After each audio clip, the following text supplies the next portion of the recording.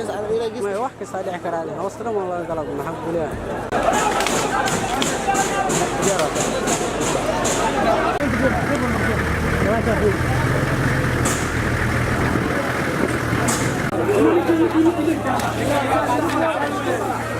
صحيح هذا ورديته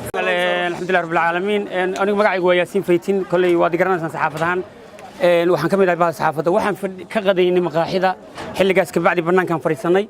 isla markaana qarax ka bacdi baan la kulanay qaraxuna runtii qof walba waa naxay shoog baa ku dhacay qof walba dhulku ku dhacay